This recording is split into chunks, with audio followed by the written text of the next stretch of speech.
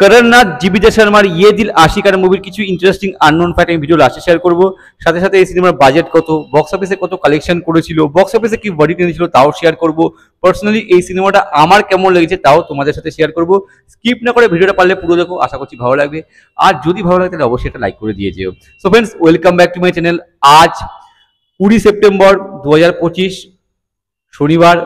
এমনিতেই তোমাদের আগে করেই বলি, শনিবার আমার বেশ ভালো লাগে, কারণ রোববার থাকে ছুটির দিন, অফিস ছুটি থেকে বাড়িতে থাকি, পরিবারের সঙ্গে সময় কাটাই। এবার অনেকগুলো বোনাস আছে। কাল হচ্ছে মহালয়া, এতদিন ধরে বলে আসছি যে মহালয়া, দিন পরে মহালয়া, এই দিন পরে মহালয়া, আর ফাইনালি দেখো চলে এলো সেই দিন। সময় কিভাবে কেটে যায়। কালকে মহালয়া, মানে কাল থেকে পুজো ধরো শুরু, সব জায়গায় তো জোর কদমে কাজ চলছে। তবে আজ সকাল থেকে যা ওয়েদার, সকাল থেকে ঝেপে বৃষ্টি হয়েছে, এখন মেঘলা ওয়েদার, টিউবলাইট চালাতে হচ্ছে। এই সময় নর্মাল টিউবলাইট চালাতে হয় না, টিউবলাইট চালিয়ে লাইট দিতে হচ্ছে। মানে এমন মেঘলা ওয়েদার, অন্ধকার ওয়েদার, বৃষ্টিও পড়ছে, এখন বেশ মিডিয়াম সাইজে বৃষ্টি পড়ছে।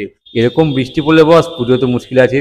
এটাই প্রে করবো যাতে বৃষ্টি চলে যায়। নিম্নচাপ তো আসবে বলছে, কিন্তু না হয়, পুজো যেন সবার ভালোভাবে যায় সেটাই চাই। আর এই সময় বৃষ্টি না হয় ভালো, কেননা এই সময় কেনাকাটারও প্রস্তুতি খুব জোর কদমে চলে। যারা দোকানপাট নিয়ে বসে তাদের খুব সমস্যা হয়, যারা কি ফুটপাতে বসে বা বুঝতেই পারছো।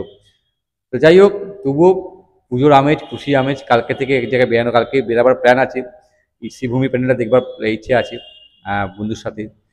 যাই হোক, তো ভালো একটা মুহূর্ত, এই সময়ের মাঝে ভিডিওটা আমি শুট করছি। রাশিখানা আজ থেকে 23 বছর আগে 2002 সালের 18 জানুয়ারি রিলিজ করেছিল। লিড রোলে ছিল করণনাথ, জীবিতা শর্মা, রজত বেদি, আদিত্য পাঞ্চলি, অরুণা ইরানি, জনি লিভার, আরও অনেকে ছিল। ইয়েদি রাশিখানা একটা musical romantic action movie. Produce করেছিল অরুণা ইরানি, ডাইরেক্ট করেছিল কুকু কোহলি, মিউজিক দিয়েছিল নাদিম শেবান, গান লিখেছিল সামিল। এবার যদি বাজেট আর বক্স অফিস নিয়ে আলোচনা করি, ইয়েদি রাশিখানা বাজেট ছিল 4,25,00,000, আর প্রথম দিন বক্স অফিসে ওপেনিং নিয়েছিল 47 লাখ টাকার।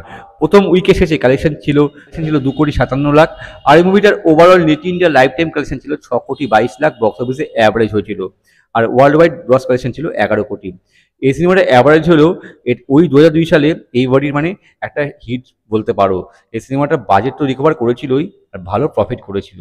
কাজেই ওই সময় একটা অ্যাভারেজ বাটির মানে সেমি হিট বা হিটও, মানে ওই 2002 সালকে তুমি এটা হিট ধরতে পারো। আদারওয়াইজ ওই সময় অ্যাভারেজ মানে একটা সেমি হিট সিনেমা। স্ক্রিনশট দেওয়া আছে, পজ করে তোমার ডেটা চেক করতে পারো। যদি এই মুভিটাকে আমি এক লাইনে রিভিউ করি, আমার তো খুব ভালো লেগেছে, আমার পছন্দের সিনেমা বলতে পারো। অনেকবার দেখেছি আর সুযোগ পেলে দেখি, আমার ভালো লাগে সিনেমাটা। যদি গল্পটা এক লাইনে একটু করে শর্টে বলি, এই মুভিতে করণনাথ যে ক্যারেক্টারটা প্লে করছে, নাম হচ্ছে করণ। সে একটা মেয়েকে ভালোবাসে, সেই চরিত্রে জীবিতা শর্মা, নাম হচ্ছে পূজা। একটা কলেজ গোয়িং লাভ স্টোরি।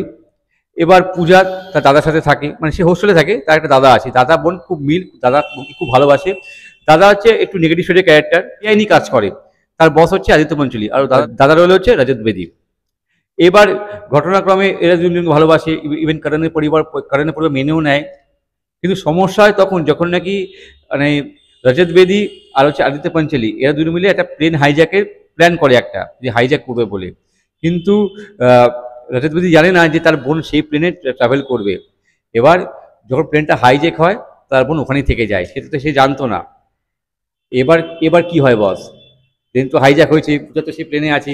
এবার করণ কি করে বা ওর দাদাই বা কি করে, এর থেকে বেশি জানতে হলে তোমাকে এই সিনেমাটা দেখতে হবে বস। আমার তো খুবই ভালো লেগেছে।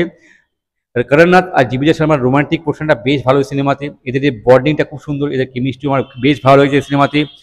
আর গান, এই সিনেমার গানগুলো অসাধারণ, সব কটা গান হিউজ হিউজ ব্লকবাস্টার হিট, এখনও শুনতে ভালো লাগে। আর এই সিনেমার জার্নিতে যখন গানগুলো আসে শুনতে খুব ভালো লাগে, আমার তো ব্যাপক লেগেছে। আর এই সিনেমায় রোমান্স আছে, অ্যাকশন আছে, কমেডি আছে, ইমোশন আছে, আর কি চাই বস, সব কিছুই আছে সিনেমাতে। যদি পারফরমেন্সের প্রসঙ্গে আসি, করণনাথ ভালো অভিনয় করেছে, দেখতে তো হ্যান্ডসাম লেগেছে, খুব ভালো অভিনয় করেছে। জীবিতা শর্মা ভালো অভিনয় করেছে।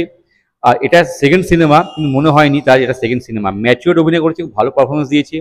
আর যেটা শুরুতেই বললাম, জীবিতা শর্মা আর করণনাথের মধ্যে যে কেমিস্ট্রি ছিল বেশ ভালো ছিল সিনেমাতে, দুটোকে একসাথে খুব ভালো লেগেছে। রজত বেদি জীবিতা শর্মার দাদার রোলে ভালো অভিনয় করেছে। আদিত্য পঞ্চলি মেন অ্যান্টাগনিস্ট ভালো অভিনয় করেছে। অরুণা ইরানি কাজ ভালো এই সিনেমাতে। আর জনি লিভার কমেডি পোর্শন সামলেছে, ভালো অভিনয় করেছে। আরও যারা যারা ছিল নিয়ে যায় ভালো কাজ করেছে। সব মিলিয়ে ভালো একটা সিনেমা, গানগুলো ব্লকবাস্টার। যদি না দেখে থাকো বস, এই সিনেমাটা দেখো, আশা করছি তোমাদের ভালো লাগবে। এবার কিছু ইন্টারেস্টিং আননোন ফ্যাক্ট। এই মুভিতে প্রথমে জীবিতা শর্মার রোলের জন্য জুহি বব্বরকে কাজ করা হয়েছিল, কিন্তু এই সিনেমাতে কিছু কিসিং সিন ছিল যেটা করতে হতো জুহি বাব্বারকে, যেটা সে করতে চায়নি, এই জন্য এই সিনেমা ছেড়ে বেরিয়ে যায়। ফাইনালি জীবিকা শর্মা এই সিনেমাতে কাস্ট হয়। এই সিনেমা যে এত সাকসেস হয়, মানে এই সিনেমাতে কোনো ফেস ভ্যালু ছিল না, কারণ না জীবিকা শর্মা নিউ কামার। আর 2002 সাল ছিল বলিউডের সব থেকে খারাপ বছর, ম্যাক্সিমাম সিনেমা চলেনি, খুব কম সিনেমাই চলেছিল। আর সেই সময় দাঁড়িয়ে এরকম একটা সিনেমা এসেছিল যে সিনেমাটা সবাইকে শক করে দিয়েছিল, কেননা কোনো ফেস ভ্যালু ছিল না, কিন্তু গানগুলো এত হিউজ হিট হয়েছিল, নদীম সামনে মিউজিক বিশাল বিশাল হিট ছিল ওই সময় গানগুলো। আর গানগুলো বড় পর্দায় দেখবে শুনবে বলে অডিয়েন্স সিনেমা দেখতে গিয়েছিল। অবশ্যই সিনেমাটা ভালোই হয়েছিল, এই জন্য এই সিনেমাটা সবাইকে শক করে দিয়েছিল। আর বড় successful cinema, sleeper success cinema ছিল এই সিনেমাটা, কেউ এক্সপেক্টই করেনি সিনেমাটা এভাবে চলবে বক্স অফিসে। আর ওই 2002 সালে যেখানে ভালো ভালো সুপারস্টারের সিনেমা চলেনি, ভালো কন্টেন্ট ছিল, তবু বক্স অফিসে ফল করতে পারেনি, সেখানে দাঁড়িয়ে এই মুভিটা সাকসেস হয়ে বেরিয়ে যায় আউটস্ট্যান্ডিং। আর এই সিনেমা সাকসেসের পেছনে এই সিনেমার গানের সব থেকে বড় অবদান ছিল। তো ফ্রেন্ডস, যদি ভিডিওটা ভালো লাগে তাহলে লাইক করো, শেয়ার করো, নতুন থাকলে আমার চ্যানেলে সাবস্ক্রাইব করতে পারো। যদি কোনো সিনেমা সম্পর্কে জানতে চাও তো আমায় কমেন্ট করে পাঠাও, আমি চেষ্টা করবো সেই সিনেমা সম্পর্কে ভিডিও বানাবার জন্য আর তোমাদের সকলের সাথে শেয়ার করবার জন্য। ততক্ষণের জন্য বিরতি নেবো, তোমরা প্রত্যেকে ভালো থাকো, tata bye, Jai Hind, take care and stay cool man. এই মুভিটা পারলে দেখো, আশা করছি তোমাদের প্রত্যেকের ভালো লাগবে।